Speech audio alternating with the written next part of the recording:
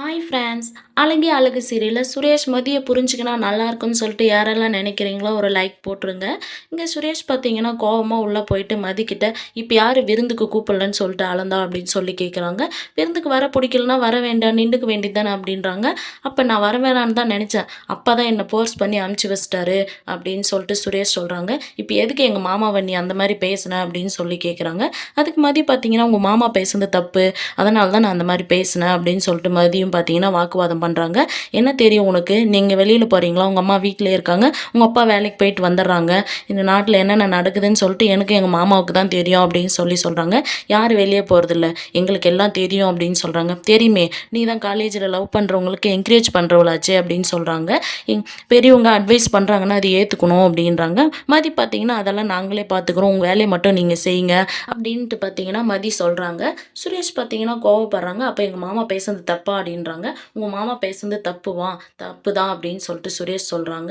அப்போ மதி பார்த்தீங்கன்னா குன்னக்குடியிலேருந்து வரும்போது பார்த்தீங்கன்னா எனக்கு மூளை இருக்குன்னு சொல்லி சொன்னீங்க, அந்த மூளையை உங்கள் மாமா விஷயத்தில் யோசிங்க, சின்ன குழந்தை கூட புரிஞ்சுக்கும் உங்கள் மாமா அன்னைக்கு பேசுனது தப்புன்னு சொல்லிட்டு நீங்கள் ஏன் புரிஞ்சிக்க மாட்டீங்க அப்படின்னு சொல்லிட்டு பார்த்தீங்கன்னா மதி வெளியே வந்துடுறாங்க.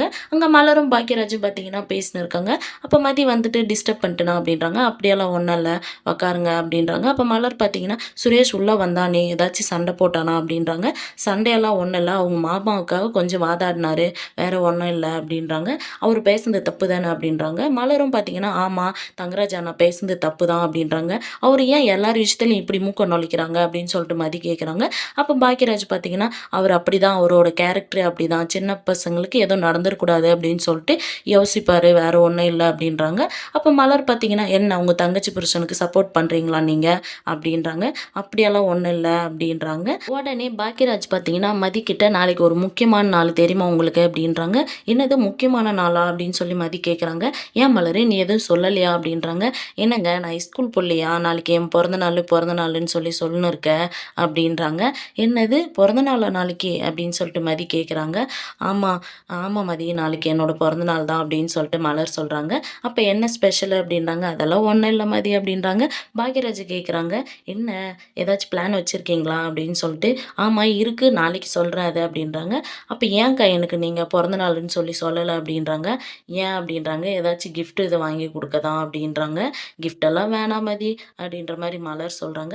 அப்போ உடனே பார்த்தீங்கன்னா ராகவி பாப்பா அழுந்துட்டு வெளியே வருது. அப்போ ஏன்டா எழுந்திரிச்சிட்டியா அப்படின்னு சொல்லிட்டு பாக்யராஜ் கேட்குறாங்க. ஆமாம் ரூமில் யாருமே இல்லை, எனக்கு பயமாக இருந்துச்சு அப்படின்றாங்க. அப்போ மலர் பார்த்தீங்கன்னா சரி வா நான் வரேன் அப்படின்னு சொல்லிட்டு கூப்பிட்றாங்க. பாக்யராஜ் இல்லை நீங்கள் பேசுங்க நான் கூப்பிட்டு போகிறேன் அப்படின்னு சொல்லிட்டு போகிறாங்க. அப்போ மதி பார்த்தீங்கன்னா மலர் பக்கத்தில் வந்து உக்காந்துக்கின்னு என்ன நாளைக்கு கேக் கட்டிங்கெல்லாம் இருக்குதானக்கா அப்படின்றாங்க. அதெல்லாம் இல்லை மதி, நான் இது வரைக்கும் கேக் கட்டிங்கெல்லாம் பண்ணதில்லை அப்படின்றாங்க. என்னக்கா சொல்கிறீங்க அப்படின்றாங்க. நாங்கள் வீட்டில் இருக்கும்போது அம்மா வடை பாயாசம் ரெடி பண்ணுவாங்க, நாங்கள்லாம் கோயிலுக்கு போயிட்டு வருவோம், இங்கே கோயிலுக்கு போகாது ஒன்று தான் குறை அப்படின்றாங்க. ஏன்க்கா அப்படி சொல்கிறீங்க அப்படின்ட்டு மதி கேட்குறாங்க. பின்ன என்ன மதி எல்லாமே நாம்ளே சமைச்சு சாப்பிட்றது அதெல்லாம் ஒரு பிறந்த நாளா, அதனால தான் அதை எதை நான் கண்டுக்கிறதில்ல மதி அப்படின்ற மாதிரி சொல்கிறாங்க. உடனே ராகவி பாப்பா வந்தது திருப்பவும் நீங்கள் வாம்மா நீங்கள் வந்தால் தான் நான் தூங்குவேன் அப்படின்னு சொல்லுது. சரி மதி நான் பாப்பாவை போய் தூங்க வைக்கிறேன் அப்படின்னு சொல்கிறாங்க. மதியம் பார்த்தீங்கன்னா பாப்பாவுக்கு குட் நைட் அப்படின்றாங்க. சரி மதி நீயும் போய் சீக்கிரமாக தூங்கு அப்படின்னு சொல்லிட்டு கிளம்புறாங்க. அப்போ அக்கா ஒரு நிமிஷம் அட்வான்ஸ் ஹாப்பி பர்த்டே அப்படின்றாங்க. மலரும் பார்த்தீங்கன்னா தேங்க்யூ மதி அப்படின்னு சொல்லிட்டு உள்ளே போயிடுறாங்க. இங்கே பார்த்தீங்கன்னா நைட் 12 மணி எப்போ ஆகும் அப்படின்னு சொல்லிட்டு பார்த்தீங்கன்னா பாக்யராஜ் ரொம்ப நேரம் வெயிட் பண்ணியிருக்காரு. அப்புறம் 12 மணி ஆன உடனே பார்த்தீங்கன்னா அவர் வாங்கி வச்சிருந்த ரோஸு டைரி மில்க்கு எல்லாம் எடுத்துக்கிட்டு எப்படி விஷ் பண்ணலாம் அப்படின்னு சொல்லிட்டு பார்த்தீங்கன்னா யோசிச்சுன்னு இருக்காங்க. நம்ம யோசிச்சுனே இருக்கிறோம், டைம் போயிடுச்சு அப்படின்னு சொல்லிட்டு பார்த்தீங்கன்னா வந்துட்டு மலர் காதுகிட்ட மலரு மலரு அப்படின்றாங்க. மலர் பார்த்தீங்கன்னா ஷாக்காக எந்திரிச்சிட்டு என்னங்க வெடிஞ்சிச்சா, நான் ரொம்ப நேரம் தூங்கிட்டேனா அப்படின்னு சொல்கிறாங்க. இல்லை 12 மணி தான் ஆகுது மலர் அப்படின்றாங்க. இப்போ எதுக்குங்க நீங்கள் 12 மணிக்கு என்ன இப்படி என் தூக்கத்தை கலைக்கிறீங்க அப்படின்றாங்க. அப்போ பார்த்தீங்கன்னா ரோஸை கொடுத்து ஹாப்பி பர்த்டே மலர் அப்படின்னு சொல்கிறாங்க. தேங்க்ஸுங்க. என்ன பாக்யராஜ் ஆரம்பமே அசத்தலாக இருக்குது அப்படின்றாங்க. இது மட்டும் இல்லை, இன்னும் நாளைக்கு பார்த்தீங்கன்னா நைட் ட்ரைவ் போகிறோம், பீச் போகிறோம், ரெஸ்டாரண்ட் போகிறோம், நீ கேட்டதெல்லாம் நாளைக்கு நடக்க போகுது மலர் அப்படின்றாங்க. இல்லைங்க இதுவே போதும் அப்படின்றாங்க. இல்லை நீ ஆசைப்பட்டதெல்லாம் நாளைக்கு நடக்கும், இதுக்கு மேலே உன்னை நான் வருஷத்துக்கு ஒரு டைம் ட்ரிப்பெல்லாம் கூப்பிட்டு போவேன் தெரியுமா, எல்லாம் நடக்கும் மலர் அப்படின்ற மாதிரி சொல்கிறாங்க. சரிங்க நான் தூங்குறேன் அப்படின்னு சொல்லிட்டு பார்த்தீங்கன்னா மலர் தூங்கிடுறாங்க. இங்கே பார்த்தீங்கன்னா காலையில் ராகவனும் ராஜலக்ஷ்மி வெளியே இருக்காங்க. அப்போ மலர் பார்த்தீங்கன்னா ராகவனுக்கு காஃபி எடுத்துகிட்டு வந்து கொடுக்குறாங்க. அப்போ ராஜலக்ஷ்மி பார்த்தீங்கன்னா மலரை என்ன காலையிலேயே குளிச்சுட்டு இருக்க, காலையிலேயே குளிக்க குளின்னா எனக்கு தலை வலிக்குது, என்னால முடியாது அப்படி இப்படின்னு சொல்லுவ. இன்னைக்கு காலையிலேயே குளிச்சுட்டு இருக்க அப்படின்னு கேட்குறாங்க. உடனே பார்த்தீங்கன்னா, மதி ரூமுக்குள்ளேருந்து ஓடி வந்து மலர கட்டிப்பிடிச்சு ஹாப்பி பர்த்டேக்கா அப்படின்றாங்க. என்ன இன்னைக்கு உனக்கு பொறந்த நாளா? அப்படின்னு சொல்லிட்டு ராஜலட்சுமி கேட்குறாங்க. ஆமா அப்படின்றாங்க. பார்த்தீங்கன்னா, அவங்க 2 பேர்கிட்டயும் எந்த ரியாக்ஷனும் இல்ல. ராகவனும் பார்த்தீங்கன்னா அமைதியா போயிடுறாங்க. ராஜலட்சுமியும் பார்த்தீங்கன்னா அமைதியாயிடுறாங்க. மதி பார்த்தீங்கன்னா, என்ன இவங்க ஒரு விஷ் கூட பண்ணல அப்படின்னு சொல்லிட்டு யோசிக்கிறாங்க. அப்ப சரிக்கா நீங்க இன்னைக்கு கோயிலுக்கு போயிட்டு வாங்க அப்படின்றாங்க. இல்ல மதி எனக்கு கொஞ்சம் வீட்ல வேலை இருக்கு. நான் வேலையெல்லாம் முடிச்சுட்டு போறேன் அப்படின்றாங்க. இல்லக்கா நீங்க போயிட்டு வாங்க அப்படின்றாங்க.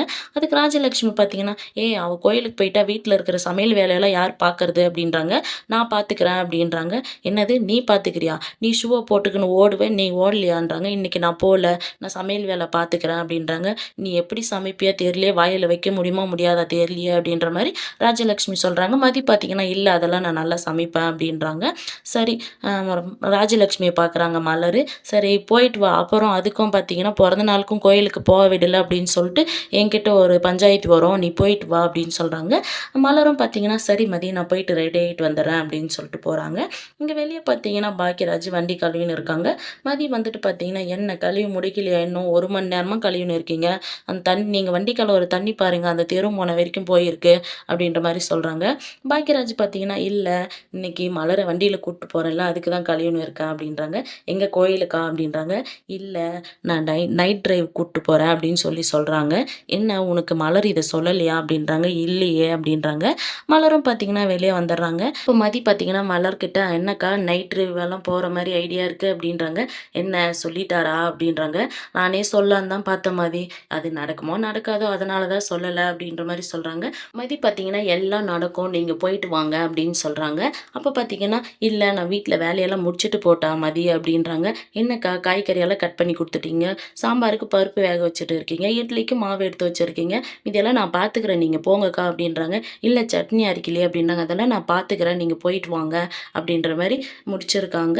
அடுத்து எந்த மாரியான சுவாரஸ்யமான விஷயங்கள் நடக்குதுன்னு நம்ம அடுத்து வர எபிசோட்ல பார்க்கலாம். வெயிட் பண்ணுங்க.